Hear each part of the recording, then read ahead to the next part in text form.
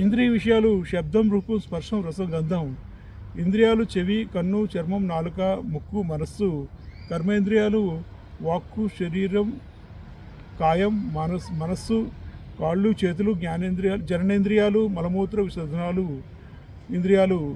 జీవాత్మ తనతో ఈ శరీరం వదిలి వెళ్ళిపోతున్నప్పుడు ఈ 5 జ్ఞానేంద్రియాలు, మనసును మొత్తం 6టిని తీసుకువెళ్తుంది మరో శరీరంలోకి. దీని అర్థం ఏంటో మనం అర్థం చేసుకోవాలి, మనం విచారం చేయాలి. ఏం చేయాలి అంటే మనం దగ్గర మనం అల్టిమేట్గా వీటినే ప్యూరిఫై చేసుకోవాలి. మనం వీటిని ప్యూరిఫై చేసుకొని బాగా ఉంచుకోవాలి. మనం సంపాదించిన డబ్బుతోటి మనం వీటిని ప్యూరిఫై చేసుకోవడానికే ఖర్చు పెట్టాలి మన దగ్గర ఉన్న డబ్బు. అంటే మనం చేయవలసిన నిత్య నైమిత్య కర్మలు అన్నీ చేసిగా మన రెస్పాన్సిబిలిటీ, మన చిల్డ్రన్ ఎడ్యుకేషన్ అంతా పెంచగా వేయగా మనం ఇంకేం చేయాలి అంటే మనం మన ఇంద్రియాలను తీసుకునే వెళ్తాం కాబట్టి మన ఇంద్రియాలను కూడా మనం పాడు చేసుకోకూడదు. మన ఇంద్రియాలని మనం పరిశుద్ధం చేసుకోవడానికి ట్రై చేయాలి. అంటే ఏం చేస్తున్నాం? ఇప్పుడు ప్రస్తుతం భగవద్గీత వింటున్నాం, భగవద్గీత చదువుతున్నాం, భగవద్గీత పారాయణం, రామాయణం చదువుతాం, రామాయణం పారాయణ చేస్తాం, దేవుడిని భజిస్తాం, ఇప్పుడు భగవన్ నామస్మరణ చేసాం. ఇటువంటివన్నీ చేయాలి. ఇటువంటి తీర్థయాత్ర దర్శనం చేసుకోవాలి. మనం మనసును పరిశుద్ధంగా ఉంచుకోవడానికి ప్రయత్నించాలి. మన ఇంద్రియాలను పరిశుద్ధంగా ఉంచుకోవడానికి ప్రయత్నించాలి. ఎందుకంటే మనం వెళ్ళిపోతున్నప్పుడు మనం వీటిని మాత్రమే తీసుకొని వెళ్తాం. ఆ తర్వాత మన దగ్గర బ్యాంక్ బ్యాలెన్స్లో ఎంత ఉన్నా సరే అది తీసుకొని వెళ్ళలేము. అది మన పిల్లలకే ఉండిపోతుంది, మనతో ఏం రాదు. కానీ మనం మన ఇంద్రియాలను పరిశుద్ధం చేసుకుంటే మనం పరిశుద్ధమైన ఇంద్రియాలతో మనం వెళ్ళిపోతాం. మనకి పుణ్యలోకానికి వెళ్ళిపోతాం. మన ఇంద్రియాలు బాగులేకపోతే, పరిశుద్ధంగా లేకపోతే మనం చెడ్డలోకాలకు వెళ్ళిపోతాం. మన చేతిలోనే ఉంది ఎక్కడికి వెళ్తాం, ఎలా వెళ్తాం అన్నది. అది చెప్తున్నాడు జీవాత్మ చాప్టర్ 2:14లో.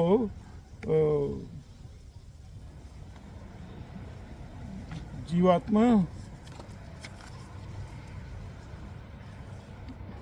మాత్రా స్పర్శోదు కౌంతేయ శీతోష్ణ సుఖదుఃఖదా ఆగమాపాయన అనేది తాను తితిక్షస్వ భారత. ఇవి శీతోష్ణ సుఖదుఖాలు ఇస్తాయి, ఇవి అనిత్యాలు. వీటిని మనం తితిక్ష, వీటిని సహించాలి అని చెప్తున్నాడు అన్నమాట. అయితే మనుషుడు తన ఇంద్రియములకు వశీభూతుడు ఒకటి వలన అతడు ఈ చైతన్య శక్తి యొక్క నిత్యతత్వం తెలుసుకోజాలుకున్నాడు.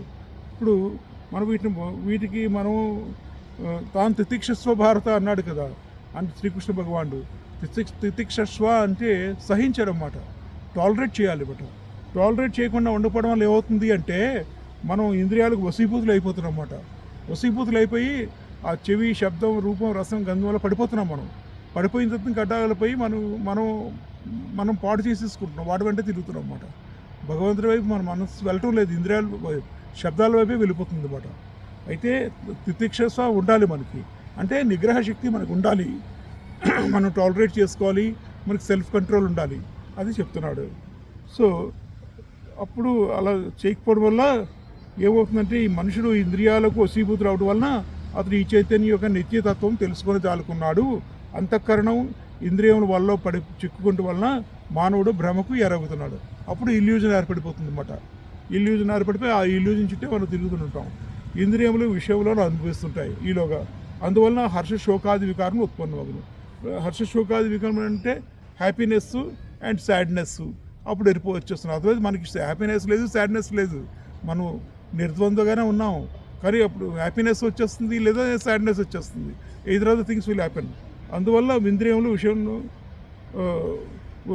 హర్షశోకాది విషయంలో ఉత్పన్నమగును. ఈ వికారములు అంతఃకరణంపై తమ ఆధిపత్యం చెలాయించును, మోనోపలీ చేస్తాయి మన సోల్ మీద. దెన్ ఈ శబ్దరూప స్పర్శ రసగంధ విషయంలో అనుభవించడం వలనే మూల రూపం అన్నది ఆత్మ చెడిపోతుంది.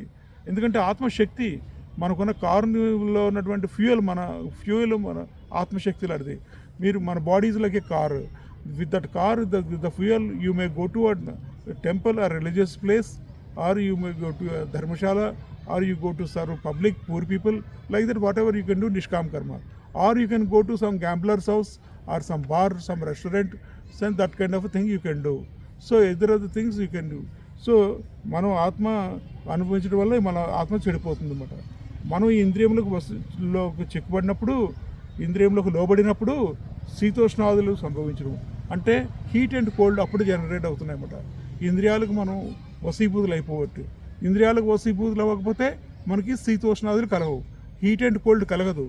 ఇప్పుడు మనకి హీట్ అండ్ కోల్డ్ కలుగుతున్నాయి. ఎందుకు? మనకు ఇంద్రియాల్లో మనం విషయాల్లో పడి ఉన్నాం కాబట్టి హీట్ అండ్ కోల్డ్. ఉంది. మనం సుఖం దుఃఖంలోనే వలలో చిక్కుబడి మనకు మనమే చేసుకుంటున్నాం. మనం ఎవరిని బ్లేమ్ చేయక్కర్లే, మనకి మనమే బ్లేమ్ చేసుకోవాలి. ఎందుకంటే మనమే ఇంద్రియాల విషయాల్లో పడిపోతున్నాం. సో మనం ఇంద్రియాలు వికారములు అంటే ఏంటి? వికారాలు కలిగిస్తుంది. వికారాంచ గుణాంచైవ విద్ధి ప్రకృతి సంభవాన్ అని చెప్పారు చాప్టర్ 13లో. వికారాంచ గుణాంచ ఏవ విధి ప్రకృతి సంభవాన్ని. వికారములు అంటే ఏంటి?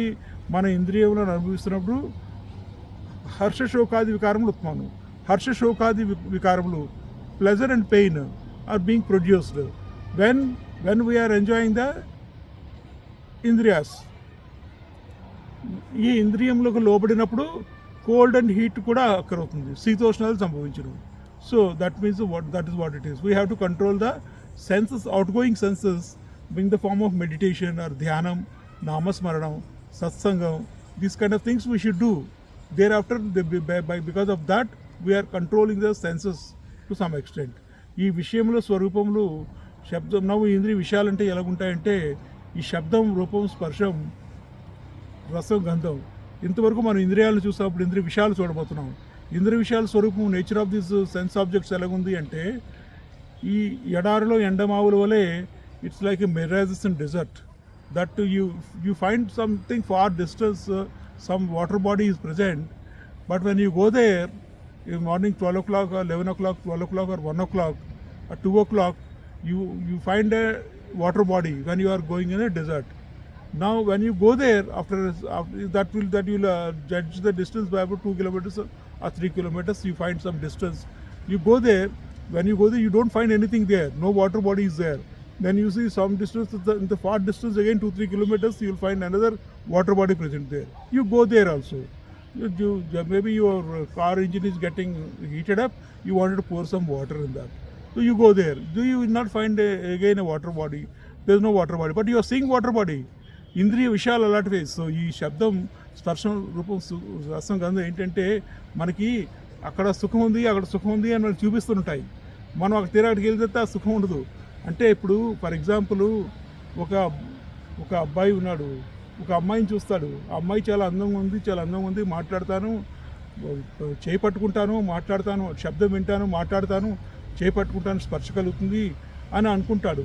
తీరా అక్కడికి వెళ్ళేసరికి అక్కడ శబ్దం అందులో ఆ ఇంద్రియ సుఖం అనేది ఉండదు. ఫస్ట్లే అమ్మాయి వాడికి ఉంటుందో కనబడుతుందో లేదో తెలియదు. శబ్దము స్పర్శంలో ఇంద్రియ సుఖం ఉందని అనుకుంటాడు, ఉండకపోవచ్చు, సంథింగ్ లేదా. సో అదేవిధంగా ఒక విధంగా మనిషి బోల్డ్ తినే వస్తువు పదార్థాలు ఉంటాయి. ఇవి చాలా బాగున్నాయి, ఈ రసం బాగున్నాయి, మిఠాయి యాపిల్స్ బాగున్నాయి, అన్ని యాపిల్స్ తినేస్తాను, లడ్డూలు ఉన్నాయి, గులాబ్ జామున్ ఉంది, మైసూర్ పాకు ఉంది, ఈ రకరకాలు ఉన్నాయి, బాగా తింటాను అనుకుంటాడు. బిర్యానీ ఉన్నాయి, వెజిటబుల్ బిర్యానీలు ఉన్నాయి, గారెలు ఉన్నాయి, బూరెలు ఉన్నాయి, బాగుంటుంది అని అనుకుంటాడు. తీరా అక్కడికి వెళ్ళేసరికి తినేస్తే ఏమవుతుంది, అవి ఒక లిమిట్లు దాటిన తర్వాత తినేస్తే అవి అపకారం చేస్తాయి, వాడు తినేస్తాడు. కానీ ఆ రసం అవి ఎక్కువ తీసేసుకోవడం వల్ల ఏమవుతుంది అంటే అది హామ్ చేసేస్తుంది. అదేవిధంగా ఇంద్రియ విషయాలు, శబ్దం కూడా మంచి శబ్దాలు, ఓంకారం చేసుకుంటే మన మనసు ఆహ్లాదకరంగా ఉంటుంది, నామస్మరణ చేసుకుంటే మనకు ఆహ్లాదకరంగా ఉంటుంది, మన మనసు ప్రశాంతంగా ఉంటుంది. ఆ భగవంతుని కానీ ఎప్పటికీ కనిపించిన భగవంతుని మనం స్మరించుకుంటున్నాం. కానీ అదే చెవులతో, అదే శబ్దాలతో మనం పెద్ద ఏదో music, some English music, some dance, some rock and roll అలా వింటూ డ్రమ్స్ వింటూ చేస్తుంటే అదే వెస్ట్రన్ మ్యూజిక్, సో మెనీ మ్యూజిక్లు, ఆఫ్రికన్ మ్యూజిక్, ఈ మ్యూజిక్ చేస్తుంటే మన మైండ్ డిస్టర్బ్ అయిపోతుంది. సో అంటే శబ్దాలు ఎలా ఉంటే శబ్దం, రూపం, స్పర్శం, రసం, గంధం ఎడారిలో ఎండమావులు వంటివి మాట, మిరాజెస్ అండ్ డెజర్ట్, స్వప్న కనిపించే ఏనుగులు వంటివి. ఈ వాస్తవానికి లేవు, అనిత్యం, నిత్య, భ్రమ, భ్రాంతి. మనం ఇటు ఉన్నాయని అనుకుంటాం, మన కళ్ళలో కూడా, స్వప్నంలో కూడా బోల్డ్ చూస్తుంటాము, నిద్రలో కూడా. అవి కళ్ళు తెరిచి చూసేసరికి ఏమీ ఉండవు. సో ఈ విధంగా విషయాలు మనం బాధిస్తున్నాయి. కాబట్టి శ్రీకృష్ణుడు చెప్తున్నాడు అర్జునుడికి, అర్జున ఇటువంటి భ్రమభ్రాంతి కాబట్టి ఈ ఇంద్రియ విషయాలు, నీవు ఈ విషయాలను త్యజించము, యూ లీవ్ దెమ్, యూ త్యక్త్వ అని అంటున్నాడు, త్యజించము అంటున్నాడు మాట. యూ లీవ్ దెమ్, వీటి సంగమును కోరకము, don't desire these company of these sense objects అని చెప్తున్నాడు. అందుకు వీటిని మనం తితిక్షస్వ భారత అంటున్నాడు. కానీ మనం ఆ దిశగా వెళ్ళాలి, ఆ డైరెక్షన్లో మనం వెళ్ళాలి. మనం ఇంతవరకు వెళ్ళటం లేదు. మనం వాటిని త్యజించడం లేదు, మనం అవే కోరుకుంటున్నాం. మనం కూడా ఇక్కడ మంచిగా మ్యూజిక్ ఉంటే బాగుంటుంది, మంచి డ్యాన్స్ ఉంటే బాగుంటుంది, మంచి తినడానికి వస్తువులు ఉంటే బాగుంటాయి అనుకుంటున్నాం. అవే శబ్దం, రూపం, రసం, గంధం, మంచి మంచి మనుషులు చక్కగా తయారై వస్తే బాగుంటుంది, ఆమె ఎలా ఉంటే బాగుంటుంది అనుకుంటున్నాం. కానీ మనం త్యజించడం లేదన్నమాట. సో యాక్చువల్లీ మనకి ఆనందం, ఆత్మానందం మనకి ఇంద్రియ విషయాలను త్యజించినప్పుడే ఏర్పడుతుంది తప్ప, ఇంద్రియ విషయాలకు మనం లోబడినప్పుడు మళ్ళీ మన భ్రాంతికి గురి అయిపోతాం.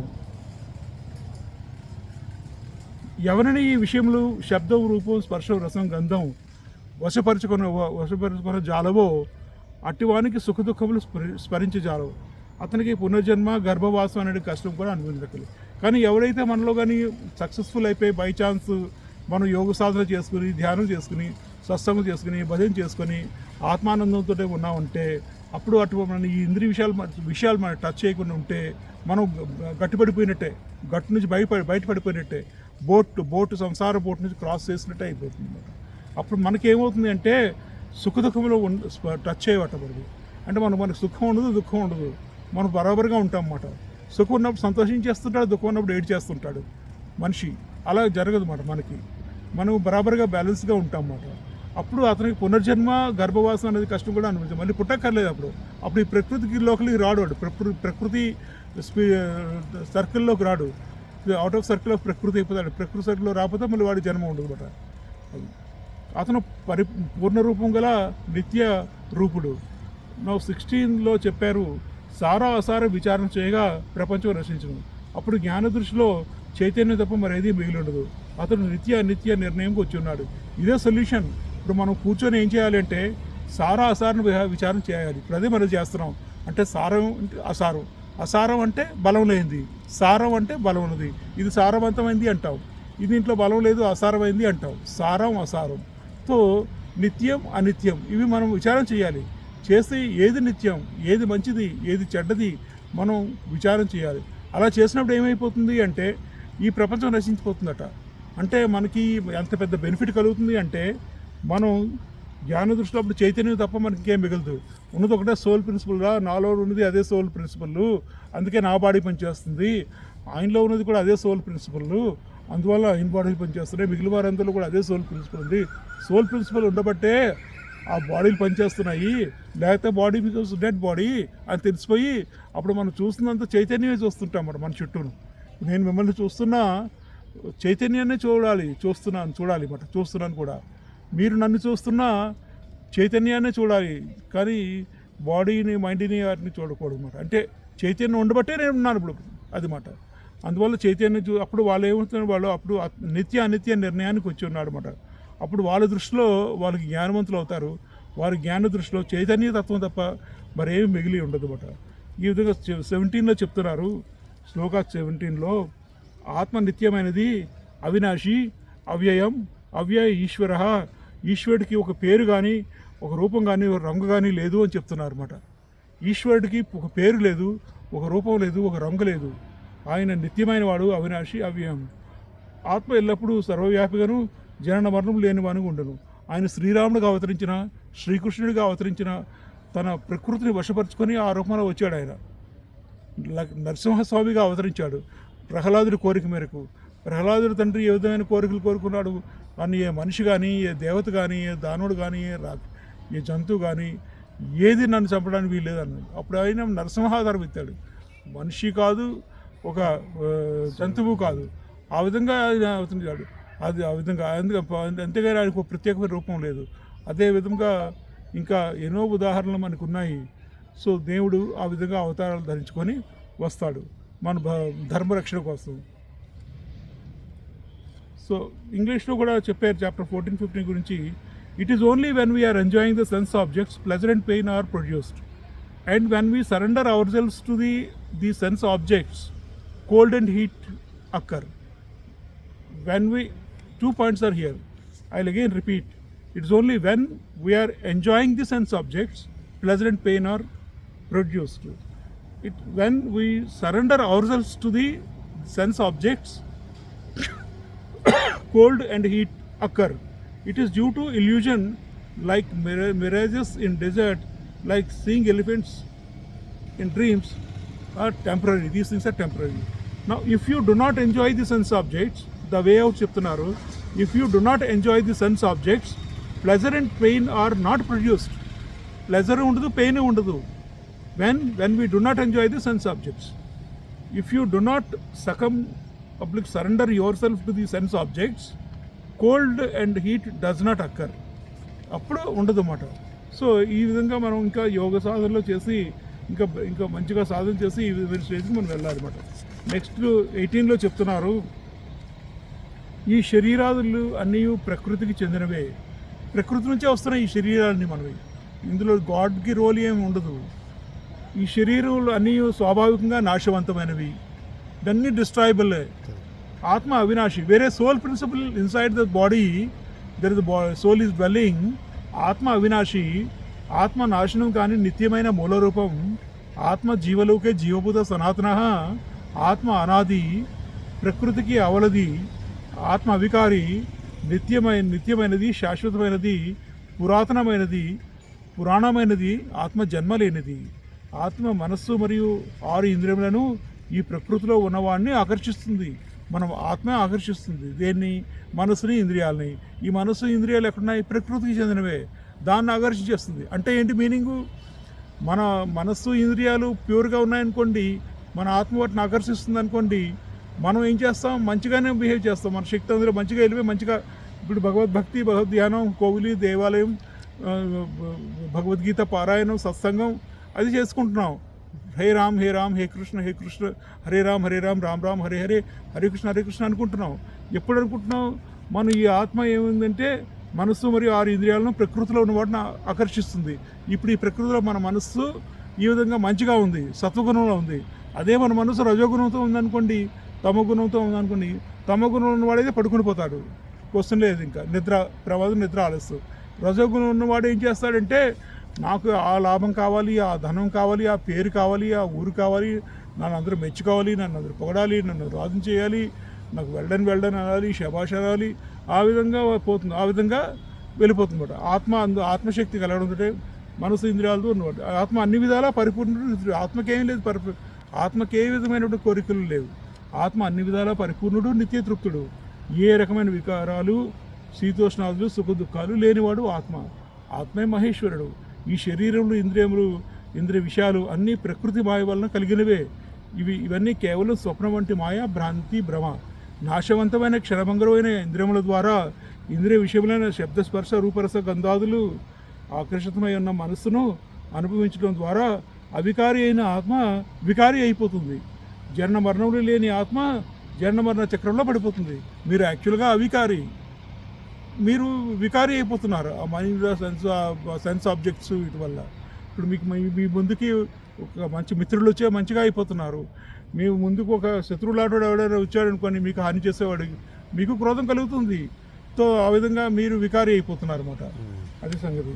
అర్జున, నీవు ఈ విషయంలో వాడి సంగమును త్యజించము.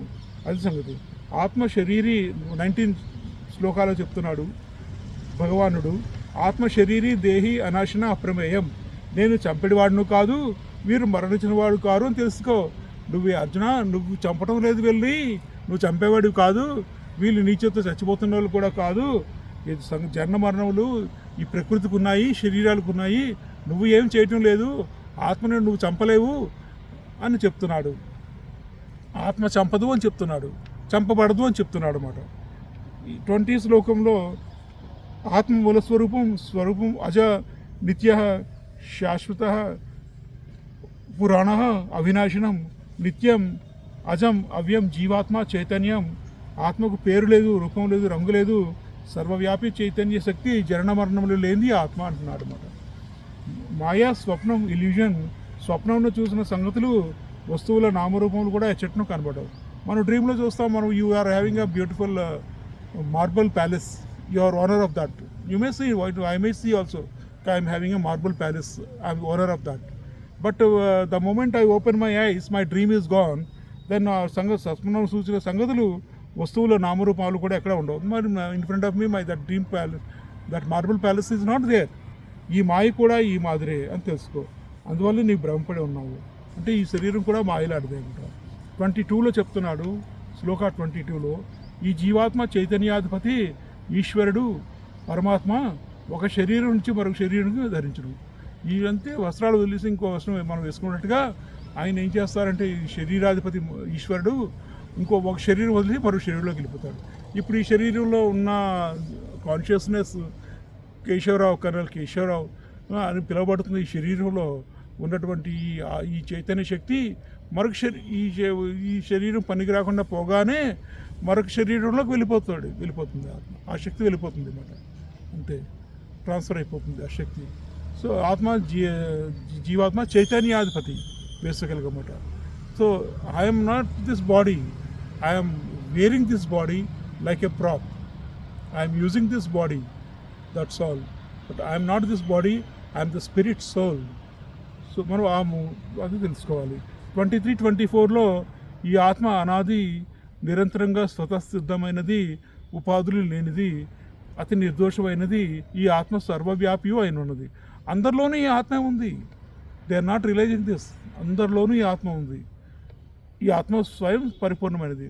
ప్రతి ఒక్కరు I don't care for this Bhagavad Gita, I don't care for Ramayanam, I don't listen to this, what is this అంటే they are foolish, they are ignorance. వాళ్ళు కొన్ని పవరే ఇది, అందువల్లనే వాళ్ళు బతుకున్నారు. లేకపోతే వాళ్ళు డెడ్ బాడీస్ అయిపోతారు. ఆత్మ లేనిదే ఎవరైనా బతుకుంటారా? పెట్రోల్ లేనిదే కారు ఎక్కడికైనా వెళ్తుందా? వెళ్ళదు. ఇంజన్లో పెట్రోల్ లేదు అంటే, బ్యాటరీ లేదు అంటే, బ్యాటరీ డిస్ అయిపోయింది అంటే కారు ఎక్కడికి మూవ్ అవ్వదు. You may have 1 lakh crore, 10 lakh crore in your, that battery may charge you little bit, only 10,000 rupees up to, or petrol may charge you to 100 to 1,000 rupees petrol, but you may have 1 lakh rupees in your pocket. Petrol is required there, or battery is required there, that your cash will not carry that car. So point ఇక్కడ ఏంటంటే ఈ ఆత్మ చైతన్యాధిపతి, ఈ ఆత్మ వల్లే శరీరాలు నడుస్తున్నాయి, ఆత్మశక్తి వల్ల శరీరం నడుస్తుంది అని మనం తెలుసుకోవాలి. ఈ ఆత్మ సర్వవ్యాపి అయి ఉన్నది, పరిపూర్ణమై ఉన్నది. ఈ 25లో చెప్తున్నాడు 25 శ్లోకాలు ఈ ఆత్మ అవ్యక్తం, అచింత్యం, అవికార్యం 3 విషయాలు చెప్పాడు. అవ్యక్తం, అచింత్యం, అవికార్యం. అవ్యక్తం, అచింత్యం, అవికార్యం. అవ్యక్తం అంటే కనబడదు, అచింత్యం అంటే ఊహించలేము, అవికార్యం అంటే వికారాలు ఏవి లేనిది. ఇప్పుడు నేనున్నాను, ఒకప్పుడు బచ్చగాడిని, ఇప్పుడు మిడిల్ ఏజ్ వాడిని అయ్యాను, ఈ మధ్యని ఇప్పుడు ఓల్డ్ మ్యాన్ అయిపోయాను. వికారాలు చెందుతుంది నా శరీరం. ఆత్మకి ఏ వికారాలే ఉండవు. ఆత్మ ఇప్పుడు నిత్యం యవ్వనంగా, అదే ప్రకాశవంతమానంగా కల్పాంత వరకు ఎప్పుడు అలాగే ఉంటుంది ఆత్మ. That is the beauty of the ఆత్మ. అది మనం యాక్చువల్గా మనం అదే ధ్యాన ధారణాదుల నచ్చు యోగులకు దీన్ని దర్శించుకునే అవకాశం కలుగుతుంది అన్నమాట. ఈ ఆత్మను మనం దర్శించుకోవచ్చు. ఎవరు అంటే కేవలం ఎవరైతే ధ్యానం చేస్తారో, ధారణ చేసుకుంటారో ఆటోమేటిక్ గ్రాడ్యువల్గా దర్శించుకోవచ్చు అన్నమాట.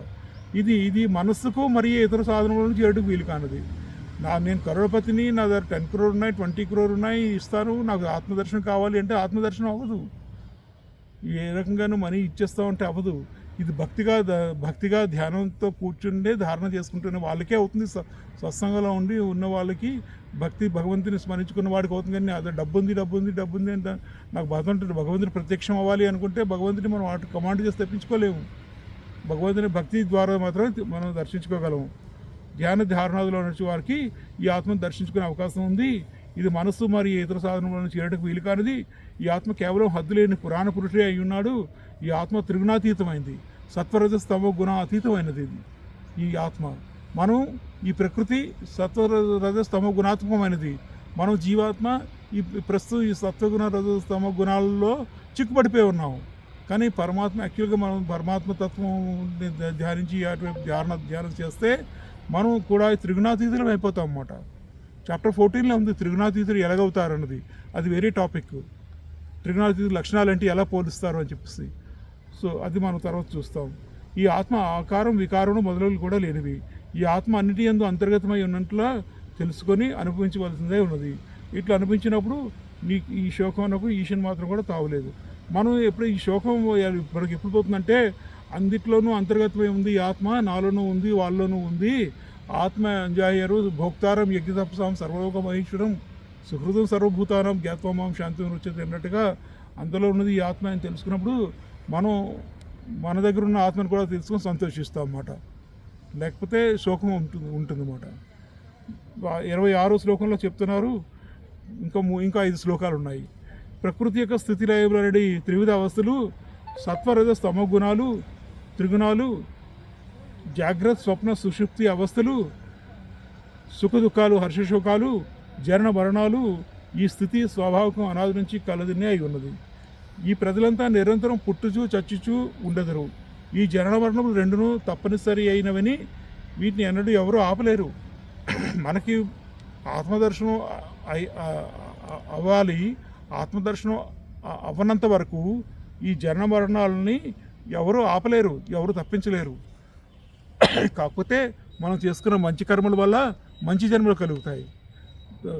మంచి జన్మలు కలిగి అదితి వాళ్ళు ఉన్నారు కదా, ఇంకా అదితి హస్బెండ్ పేరేం పేరమ్మా, వాళ్ళే దేవకి వసుదేవులుగా జన్మించారన్నమాట.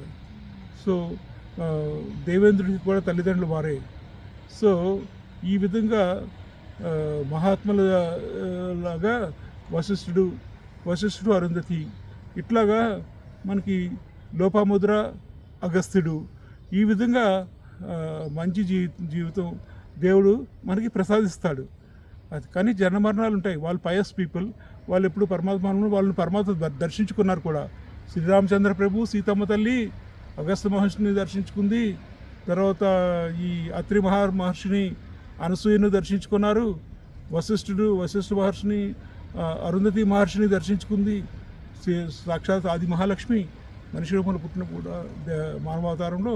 ఆ విధంగా మంచి అవతారాలు, మనకి మంచి జన్మలు కూడా ఆ దేవుడు ప్రసాదిస్తాడు అన్నమాట. కానీ జన్మ మరణాలు ఉంటాయి, ఆత్మను చేరుకునే వరకు ఉంటాయి. అందుకని మంచిగా ఉండడానికి, మంచి లైఫ్ కావాలని కోరుకోవడానికి మనం ప్రయత్నించడం మన స్వాభావిక ధర్మం, మన స్వధర్మం. అది మంచి పనే. అలా ప్రయత్నించకపోతే చెడ్డ జన్మలోకి పోతాం. ప్రయత్నిస్తే మంచి జన్మలోకి వెళ్ళాలి కదా. అదే మనకున్న తెలివితేటలు గొప్పతనం. అదే లేకపోతే మూర్ఖులం అయిపోతాం. తెలుసుండి కూడా తప్పు చేస్తే మూర్ఖులం అయిపోతాం. అందుకే వివేకవంతులుగా ఉండాలి. వివేకవంతులు అంటే ఏంటి అంటే అది మంచిగా ఉండి మంచి కర్మలు చేసుకుని భగవాన్ నామస్మరణ చేసుకుని మనకున్న శక్తి అంతా, మనకున్న బుద్ధి అంతా, మన మనస్సు అంతా ఆ భగవంతుని మీద పెట్టడానికి మనం ప్రయత్నించాలి. ఏది పుట్టునో 27లో చెప్తున్నారు, ఏది పుట్టునో అది చచ్చును, ఏది నశించునో అది తిరిగి ఉత్పన్నం అగును. Sunrise, sunset, birth and death cycle, they keep on happening, so do not cry అని చెప్తున్నాడు అనమాట. We cannot stop now sunset. Today morning it was sunrise, now it is going to be sunset. Tomorrow morning again will be sunrise, tomorrow evening will be sunset. అది మాట. Birth and death కూడా similar అని చెప్తున్నారు అనమాట. ఈ ఆత్మతత్వం మాత్రమే మాయాబలంచే ఈ శరీరం ఆకారం పొందింది. ఇప్పుడు ఈ బాడీ ఎలా ఏర్పడిందో చెప్తున్నాడు. మనకున్న బాడీ ఈ ఆత్మతత్వం మాత్రమే మాయాబలం, ఈ ప్రకృతి బలంతో ఈ శరీరం ఆకారం పొందింది అన్నమాట. నిద్రించుతున్న మనుషునికి వచ్చే స్వప్నం వలె మాయా ప్రభావంచే కేవలం శరీరం బాసురెడీ ఆకారమై ఉంది. మనకి అలాగే when you are sleeping, when you sleep now, today night you will get some dreams. In that like similar dreams, similar to dream, when you wake up the dream will not be there, the reality will not be there. Similarly this body is also like that. It's also like a maya ప్రభావంతో ఏర్పడింది. So 100 years in life మానవ శరీరం 100 years ఉంటుంది, ఆ తర్వాత పోతుంది. మాయా ప్రభావంతో ఏర్పడింది ఇది. సో వాత, కఫ, పిత్త 3 ఉంటాయి ఆయుర్వేదంలో. ఆ రకంగా ఏర్పడింది శరీరం అట్లా అన్నమాట. సప్తధాతువులు, పంచమహాభూతాలతో ఏర్పడింది. రక్తం, మాంసం, మజ్జ, ఇటువంటి ఎముకలు, వీటన్నిటితో ఏర్పడింది అన్నమాట ఈ శరీరం. అది సంగతి. సో మాయా ప్రభావంతో ఈ శరీరం ఏర్పడింది. ఈ పంచభౌతాత్మకమైనది ఈ శరీరం. ఎన్నడూ 28లో ఈ చైతన్యం ఎన్నడూ శరీరం నాశనమైనదే, ఈ చైతన్యం మాత్రం ఎన్నడూ నాశనం కానిది. ఇప్పుడు మీ శరీరంలో ఉన్నది, నా శరీరంలో ఉన్నది, ఈ చైతన్య శక్తి ఎన్నడూ నాశనం కానిది. అవినాశి, నిత్యం, అవికారి, అచింత్యం, అవ్యక్తం, అవ్యయం, శాశ్వతం, పురాణం. ఈ చైతన్య తత్వమును మనసును నాటిన మహాత్ములను విషయ వాసనను వదిలిపోవను. ఈ విధంగా మరి ఈ చైతన్య తత్వాన్ని మన మనసును నాటుకుంటే ఈ విషయ వాసనలు వదిలిపోతాయని భగవాను సెలవిస్తున్నారు. శ్రీకృష్ణ భగవాన్ చెప్తున్నారు. 29లో చెప్పారు, జనన మరణములు వాస్తవంగా చూసినా లేనే లేవు, శరీరం కేవలం ప్రకృతి ప్రతిబింబం మాత్రమే. మూల వస్తువు ఆత్మ జీవాత్మ. ప్రతిబింబం కొట్టిన మూల వస్తువు నష్టం వాటిల్లదు. జన్మ మరణములు జీవితం అంతా స్వప్నం లాంటి మాయ, మిథ్య, భ్రమ, భ్రాంతి, అసత్యం, అనిత్యం. ఈ జన్మ ఈ జీవితం కూడా స్వప్నం వంటి మాయ మాదిరి నేను తెలుసుకును. అందువల్ల నీవు కేవలం భ్రమపడి ఉన్నావు.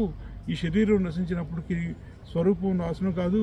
అయితే పరీక్షిత్ మహారాజు ఉన్నాడు కదా, అభిమన్యుడి కొడుకు ద్వాపరయుగంలో అభిమన్యుడు పుట్టాడు. ఉత్తరకి అభిమన్యుడికి పరీక్షిత్ మహారాజు పుడతాడు. పరీక్షిత్ మహారాజు పుట్టకుండా అశ్వత్థామ బ్రహ్మాస్త్రం వేసేస్తాడు. అయినా శ్రీకృష్ణుడు రక్షిస్తాడు అన్నమాట. వాళ్ళిద్దరూ వేడుకుంటారు. ఎవరు? ద్రౌపది, సుభద్ర, ఉత్తర అందరూ వేడుకుంటారు శ్రీకృష్ణుడు, మమ్మల్ని మా వంశాంకురాన్ని కాపాడు తండ్రి, నేనేం తప్పు చేశాను, మమ్మల్ని కాపాడు, ప్లీజ్ రక్షించు అని. మేము నీ దగ్గర బంధువులు కదా అంటే చాలా దయావంతుడు ఆ శ్రీకృష్ణ భగవానుడు తన సుదర్శన చక్రాన్ని పంపించి ఆ బ్రహ్మాస్త్రాన్ని ఓడగొడతాడు. దాన్ని ఎవరు ఓడించలేరు.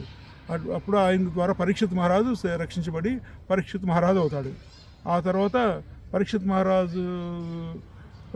మహారాజు కి ఒక ఈ కలిపురుషుడు కలియుగం వచ్చేస్తుంది అప్పుడు ద్వాపర గురించి కలియుగం వచ్చేస్తుంది. కలిపురుషుడు వస్తాడు. వచ్చి నన్ను బ్రహ్మదేవుడు పంపించాడు, నేను ఈ భూమి మీదకి వచ్చేయాలి, నాకు మీరు భూమి మీద స్థలం ఇవ్వాలి అంటే, సరే ఎక్కడైనా బంగారం ఉంటే అక్కడ ఉంటావు, ఎవరైనా మద్యం తాగుతారు అటువంటి వాళ్ళ దగ్గర ఉంటావు, ఎవరైనా అబద్ధాలు చెప్తే అక్కడ ఉంటావు, ఇలా 3-4 ప్లేసులు చెప్తాడు. కొన్ని ప్లేసులు అయితే చెప్పిన వాడేం చేస్తాడు, ఆ కలిపురుషుడు ఈ రాజుగారు తల మీద కిరీటం పెట్టుకున్నారు కదా, దాని మీద బంగారం ఉంటుంది కదా, అది బంగారం మీదకి వెళ్ళిపోతాడు. అక్కడ కూర్చుంటాడు. ఈ రాజుగారి నెత్తి మీద కూర్చొని సవారీ చేస్తాడు. ఎవరెవరి దగ్గర ఎక్కడ ఉంటే అందరికి వెళ్ళిపోతాడు. ఈ రాజుగారి నెత్తి మీద కూడా ఎక్కువ కూర్చుంటాడు అన్నమాట పరీక్షిత్ మహారాజు మీదకి. పరీక్షిత్ మహారాజు కానీ తెలియదు, అది వచ్చి ఆక్యుపై చేసేసుకుంది మన బుద్ధి భ్రమని. అంతవరకు ధర్మాది కూడా బుద్ధి భ్రాంతి చేస్తుంది. ఒక ముని తపస్సు చేస్తుంటే ఆ మునిని అడుగుతాడు, నాకు దాహం వేసేస్తుంది, వేటకెళ్తాడు, నాకు వాటర్ ఇవ్వండి అంటే ఆ ముని కళ్ళు తెరిచి చూడడం. ఇప్పుడు మనలాగా ఇప్పుడు మనం చదువుకున్న రీతిలో లాగే అట్లా ధ్యానంలో ఉంటాడు, ఆత్మధ్యానంలో ఉంటాడు అనమాట. ఆత్మధ్యానంలో ఉంటే ఈ బయట విషయాలు తెలియకుండా ఉంటాయి. తెలియకుండా ఉండటం వల్ల ఏమవుతుంది అంటే రిప్లై ఇవ్వడు. రిప్లై ఇవ్వతే అతను కోపం వచ్చేస్తుంది. నేను చూస్తే మహారాజుని, కింగ్, ఎంపరర్ని, ఇది చూస్తే అడవుల్లో ఉన్నటువంటి ఒక ఆఫ్టర్ ఆల్ నార్మల్ ఒక ఆర్డినరీ ముని, నేను అడిగితే సమాధానం చెప్పకపోవడం ఏంటి అని చెప్పేసి అక్కడే ఒక పాము చచ్చి పడి ఉంటుంది అన్నమాట. డెడ్ స్నేక్ ఉంటుంది. దాన్ని ఇలా తీసి మెడలో వేసేసి అవమానపరిచేసి వెళ్ళిపోతాడు. అంటే అదొక ఇన్సల్ట్ చేస్తుంది. కలిపురుషుడు ప్రభావం అంతాను. మహారాజుకి ఇలా థాట్స్ రావు వచ్చింది. వెళ్ళిపోతే ఆ ముని కొడుకు వస్తాడు. ముని పిల్లలు చూసి చెప్తారు, ముని కొడుకు చెప్తారు, రే మీ నాన్న మెడలో ఎవరో చనిపోయిన నాగుపాము వేస్తారా ఏదో అంటే పిల్లడు వాడు భయపడిపోతాడు. అయ్యయ్యో అదంటిది మా తండ్రి పాపం తపస్సు చేసుకుంటున్నాడు, ఆయన ఎవరికి అన్యాయం చేయలేదు, అపకారం చేయలేదు, ఆయన మెడలో పెట్టి ఎవరైతే ఈ పని చేశారో వాడిని 7 రోజుల్లో తక్షకు నాగుపాము వచ్చి కాటు వేస్తుంది, వాడు బతకడు, ఇది నా పుణ్యం అంతా ఉపయోగించి నేను ఇస్తున్న శాపం, మా తండ్రి గారిని ఎవరైతే అవమానపరిచారో వాడికి మరణం 1 రోజుల్లో తప్పదు అని శపించేస్తాడు. శపించిన తర్వాత ఇది తీస్తారు. ఎలాగోలా ముని పిల్లలందరూ కూడా డెడ్ స్నేక్ తీసి పక్కన పెడతారు. పెట్టిన కొంతసేపు తర్వాత వాళ్ళ ఫాదర్ కోసం వెయిట్ చేస్తే ఫాదర్ మేలుకుంటాడు తపస్సు నుంచి. తండ్రికి చెప్తారు, తండ్రి మీ మెడలో చూడండి ఎవరో వద్దంటాడు వచ్చి ఇలా వెలుకుది తెలియదు ఎవరు వేశారు, మీ మెడలో డెడ్ స్నేక్ వేశారు, ఎంత అవమానపరిచారు, మీరు చూస్తే సాధు మహాత్ములు మీరు తపస్సు చేసుకుంటున్నారు, మీ మెడలో వాడు చనిపోయిన ఆవుపం ఇలా వేశాడు, మేము శపించేసాము, వాడికి 1 వీక్లో వాడు ఫినిష్ అయిపోతాడు. అరే ఎంత పని చేస్తారు. అతను దివ్య జ్ఞానంతో చూస్తాడు. దివ్య దర్శనం చేసి ఎవరే మహారాజురా, ఆయన ఎంత పుణ్యాత్మ మహాత్ముడు, పాపం దాహం కోసం వచ్చి ఇలా అయ్యాడురా, అయ్యో ఎంత పని చేస్తారా, మీకు అందుకే ఎక్కువ శక్తి ఇవ్వకూడదురా, మీకు శక్తి ఇచ్చిస్తే మీరు దాన్ని మంచిగా వాడుకుంటే చెడ్డగా కూడా వాడేస్తారా, అయ్యో ఎంత పని చేస్తారా, పుణ్యాత్ముడు రా, అతను సాక్షాత్తు శ్రీకృష్ణ భగవానుడికి అర్జునుడికి మనవటరా, ఎంత పని చేస్తారా అని చెప్పి పరిగెత్తుకొని వెళ్తాడు. అతనే స్వయంగా వెళ్ళి, బాబు నాయన ఇలా నా కొడుకు నీకు శపించాడు, నువ్వు బాధపడుకునే ఉన్నాను, 1 వీక్ నీకు ఒక వారం రోజులు గడువుంది, ఈ వారం రోజులు నీకు భాగవతం చెప్తాను, భగవద్గీత చెప్తాను, నీకు చెప్పిన తర్వాత ముక్తి మోక్షం కలుగుతుంది అని చెప్పిస్తే వెంటనే అతను అయ్యో వారం రోజులే ఉందా నాకు అని తెలుసుకుంటాడు. తెలుసుకుంటే అది ఏం చేయలేడు కదా. మళ్ళీ అతని 2 ఆప్షన్లు ఉంటాయి.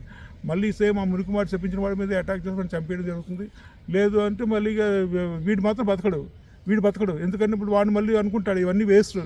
అతని దగ్గర క్వీన్స్ అందరూ గర్ల్స్, ధనం, ధాన్యం, బంగారం, బోల్డ్, సైనికులు, సేవకులు అందరూ ఉన్నారు. పెద్ద పెద్ద బిల్డింగ్లు, భవనాలు ఉన్నాయి. కానీ 1 వీకే బతుకుతాడు అని చెప్పారు. ఇంకా అప్పుడు ఇవన్నీ వదిలేసుకుంటాడు. అంత గొప్ప వాళ్ళు కూడా అన్నమాట. కానీ గంగానది తీరంలో ఈ భగవద్గీత పారాయణ చేస్తారు. ఇప్పుడు మన భగవద్గీతలో అదే ఇప్పుడు ఆయనకే మోక్షం కలిగింది. అప్పుడు ఆయన చెప్పిన తర్వాత ఆయనకి మోక్షం కలుగుతుంది. ఆయనకు వారం రోజుల తర్వాత వచ్చి కాటు వేసేస్తుంది ఎలాగైనా సరే. అప్పుడు అతని కొడుకు జనమేజయ ఉన్నా సరే అందులో కూడా ఒక ఫ్రూట్లో ఒక కీడలాగా వెళ్ళి అందులోంచి తక్షకుడు వచ్చేస్తాడు అనమాట. సూక్ష్మరూపం వచ్చి కాటు వేసేస్తాడు. ముని శాపం కాబట్టి ఆ ముని పవర్ ఇచ్చేసారు తక్షకుడికి. అలాగా అయితే అతని కొడుకు జనమేజయ మహారాజు తర్వాత సర్పయాగం చేస్తాడు. ఈ సర్పాలందరినీ నేను భస్మం చేసేస్తాడు కూడా. 99% సర్పాలన్నీ భస్మం అయిపోతాయి. 1% తక్షకుడి టర్న్ కూడా వచ్చేస్తుంది అనమాట. వచ్చేసి అతను ఇంద్రుడిని అందరినీ పట్టుకొని చేసి ఎవరు ఆపలేకపోతారు. ఆ యాగం అంత పవర్ఫుల్గా ఉంటుందన్నమాట. మళ్ళీ ఎవరో మహాస్వామి వెళ్ళి బోధపరిచి, నాయన క్షమించు, కొంచెం శాంతించు, చాలా పాపాలు చేస్తావు ఆల్రెడీ నీ వల్ల, పోయిన వారు ఎలాగో పోయారు, ఆప్షన్ అయినా అని చెప్తే సరే అని అలాగా నవల తప్పులు జరిగిపోయాయని చెప్పి అప్పుడు ఆఫ్ చేస్తాడు. ఆఫ్ చేస్తే అప్పుడు తక్షకుడు సైడ్ అయిపోతాడు అనమాట. ఈ విధంగా జరుగుతుంది. అప్పుడు అతను కూడా పాపాలు పోగొట్టుకోవడానికి మనం చదువుతున్న భగవద్గీత విన్నాడు. ఆయన కూడా ఈ భగవద్గీత వినే ఎవరి పేరు చెప్పాను మీకు, ఇప్పుడు అర్జునుడి కొడుకు అభిమన్యుడి కొడుకు పరీక్షిత్ మహారాజు కొడుకు జనమేజయ మహారాజు కూడా ఈ భగవద్గీతే విన్నాడు. ఈ భగవద్గీత వినే తరించాడు. ఆయనకి కూడా ముక్తి కలిగింది. మనం అంత పుణ్యమైనటువంటి భగవద్గీత శ్రవణం చేస్తున్నాం. మనం కూడా మరి మనం చేస్తుంది కూడా చాలా మంచి పనే, శుద్ధమైన పనే. అది అంటున్నాను మీకు నేను. అది పెద్ద పెద్ద రాజులు, మహారాజులు, చక్రవర్తులు చదివినటువంటి భగవద్గీత మనం చదువుతున్నాం. సో ఈ విధంగా జరిగిందండి. నెక్స్ట్ ఈ 29లో చెప్పారు, ఈ చైతన్యం త్రిగుణాతీతమైనది, నిత్యం శాశ్వత అవికృతంగా ఉంటుందన్నమాట. ఈ చెప్పి మనకి ఏ వికారాలు ఏమి ఉండవు యాక్చువల్గా. ఇవన్నీ శరీరానికి మన మనసుకి ఉన్నవే. అయితే ఈ చైతన్య శక్తి కొరకే చాలామంది వ్యక్తులు వనవాసంకి వెళ్ళి తపస్సు చేసుకుంటారు. మనం చెప్పింది అదే విధంగా అన్నమాట. ఈ చైతన్యపైనే దృష్టి నిలిపి గొప్ప మనులు బ్రహ్మచర్యాది వ్రతములు, తపస్సులు కూడా చేస్తారు. మనం ఇంకా ఆ స్టేజ్కి వెళ్ళలేదు, కానీ వెళ్ళే వాళ్ళు కూడా ఉన్నారు. బ్రహ్మచర్య వ్రతం, తపస్సు చేసి ఈ ఆత్మసాక్షాత్కారణ పొందడానికి ప్రయత్నిస్తున్నారు. మనం కూడా భజన ధ్యానాదులు చేసుకుంటే something is better than nothing కదా. సో 30 శ్లోకాల్లో చెప్తున్నారు, ఎంతోమంది కేవలం ఈ తత్వమును స్తబ్దమైన అంతఃకరణంతో చూచి ఈ వ్యాపిత ప్రపంచమును అంతటినూ మర్చిపోయారు. ఇప్పుడు మనం చెప్పుకున్న ఒక ముని మహారాజు ఈ వ్యాపిత ప్రపంచాన్నే మర్చిపోయాడు. అతను అంతఃకరణంలో చూస్తూ అలా ఉండిపోయాడు. అది మాట. కొందరు వాక్కుతో ఈ చైతన్య తత్వ గుణములు వర్ణించి చెప్పి విరక్తులై పూర్ణమట్టి శాశ్వతమైన తల్లీనతా ప్రాప్తిని పొందారు. ఇప్పుడు మనం భగవద్గీతనే వర్ణించుకుంటున్నాం, ఈ చైతన్య తత్వాన్ని చెప్పుకుంటున్నాం. చెప్పుకొని 100 సార్లు చెప్పుకొని 1000 సార్లు చెప్పుకుంటూ ఎవరు మేడం కూడా చెప్పారు 1,00,000 సార్లు ఎవరో చదివారు. ఆ విధంగా మనం కూడా 1,00,000 సార్లు చెప్పుకొని మరి ఈ చైతన్య తత్వాన్ని మనం కూడా అలసిపోతాం అన్నమాట. వర్ణించి చెప్పి అలసిపోయి చుప్చాప్గా, శాంతంగా, సైలెంట్గా కూర్చుంటాం అన్నమాట. మనకి ఆ స్టేజ్కి వెళ్ళాలి. అప్పుడు మనం సైలెంట్గా కూర్చుంటాం. మనం ఇంకా మనం ఎవరితో మాట్లాడేది లేదు, మనం ఎనర్జీ డిస్టర్బ్ చేసేది లేదు. కానీ ఇంతవరకు వాళ్ళు మనం ఆగలేము. మనం మాట్లాడుతుంటాం మనం, అది సంగతి. అయితే ఆ విధంగా వ్యక్తులు పరిపూర్ణమైన శాశ్వతమైనటువంటి మౌనాన్ని పొందారు. అయితే అట్టి వారికి దేహబుద్ధి నశించను. నేను ఈ బాడీని అనేటువంటి భావం పోతుందన్నమాట. నేను ఆత్మను తెలిసిపోతుంది వాళ్ళకి. ఈ భగవద్గీత చదువుతున్న వాళ్ళకి, రెగ్యులర్గా చదువుతున్న వాళ్ళకి ఏమవుతుందంటే I'm not this body, I'm this soul principle అని తెలిసిపోతే ఏమవుతుంది? తెలిసిపోతే ఈ శరీరం మీద ప్రకృతిలో ఎక్కువ పడి తిరగడు వాడు. భగవంతుడి వైపు వాళ్ళ మనసు వెళ్తుంది అన్నమాట. అది సంగతి, అది బెనిఫిట్. మరికొందరు స్వానుభవం వలన, ధ్యానం వలన ఈ తత్వాన్ని తెలుసుకొని దానిలో ఐక్యం అందుతారు అన్నమాట. ఆ విధంగా కూడా ఉన్న వాళ్ళు ఉన్నారు. నదులు ఇప్పుడు పెద్ద పెద్ద హిమాలయ పర్వతాల్లో, గుహల్లో, ఆశ్రమాల్లో మీరు వెళ్ళి చూస్తే అక్కడ చాలామంది తపస్సు చేసుకుంటున్నారు. ఆల్రెడీ చాలామంది తపస్సు చేసుకుంటున్నారు. చాలామంది ఫారిన్ రిటర్న్ కూడా, అమెరికా నుంచి ఫారిన్ కంట్రీస్ నుంచి కూడా వచ్చిన వాళ్ళు కూడా జెంట్స్ కానీ లేడీస్ కానీ ఎవరైతే వాళ్ళు గుహల్లో ఆశ్రమాలు ఏర్పరచుకొని అక్కడ తీసుకుని రెంట్లు కట్టుకొని వాళ్ళకున్న మనీ అంతా ఉపయోగించుకొని తపస్సు చేసుకుంటున్నారు అంతే. Say you have $1 million, you are coming from America, and in India it is $1 is equal to $80, 80 rupees. You have one million rupees. India 1 million 10 lakhs. India 10 into 80 into 800 million. 80 crore. 80 crores మీ దగ్గర ఉంది. What you do? You will spend some money, rent, అంతను building చేసి rent, you will buy it and all that, and you will sit there and you will do meditation, tapas చేసుకుని అట్లా చాలామంది ఉన్నారు అక్కడ. I seen lot of people, they got lot of money and they think and they do tapas, and that's all, and they are happy. They are happy that they are using their money. That is what it is. మనం అంత extreme కూడా వెళ్ళిపోవట్లేదు కదా. మనం something ఇక్కడ నార్మల్గా కూడా చేసుకోవచ్చు, రెగ్యులర్గా ధ్యానం అది చేసుకోవచ్చు. నదులు సముద్రంలో కలియు రీతిని దీని నదులు reverse when they meet the sea or ocean, it will not come back. No sir, say you are a Ganga river, I am the ocean, or you are the Ganga river, madam is the ocean. When you meet the ocean, and you will not come back, because ocean it will be absorbed in the ocean. You will be absorbed in the ocean, so you will not come back. So same way, the soul principle, the individual embodied soul, when it merges with the divine soul, that it will not come back. It will be there with that. అది మాట చెప్పు. అప్పుడు జనన మరణాలు ఉండవు. ఉన్నంత వరకు ఈ ఇండివిజువల్ సోల్గా ఉండిపోయి జన్మ మరణాలు పొందుతుంటుంది అనమాట. Once it meets that divine soul, it will not come back. So అప్పుడే ఆత్మదర్శనం అవుతుంది అనమాట. ధ్యానేన పశ్యతి కేచిత్ ఆత్మానం పశ్యతి ఆత్మానం తద్బుద్ధే తదాత్మాన తన్నిష్ట తత్పరాయణ గచ్చంతి అపనావృతం జ్ఞాన నిర్ధూత కల్మష అని చెప్పారు మరి. తర్వాత లాస్ట్లో చెప్పారు 31లో, దేహి నిత్యం అవధ్యో అయం దేహే సర్వస్వ భారత తస్మాత్ సర్వాణి భూతాన్ని నత్వం సోచితం అర్హసి. ఈ ఆత్మ అన్ని శరీరాల్లో ఉన్నటువంటి జీవాత్మ ఇది నిత్యమైనది, అవధ్య, దీనికి డెత్ లేదు, కాబట్టి నువ్వు ఎవరి గురించి శోకించుకు అని చెప్తున్నాడు. అంటే మీనింగ్ ఏంటి? మనందరికీ కూడా డెత్ లేదు అని చెప్తున్నాడు. సో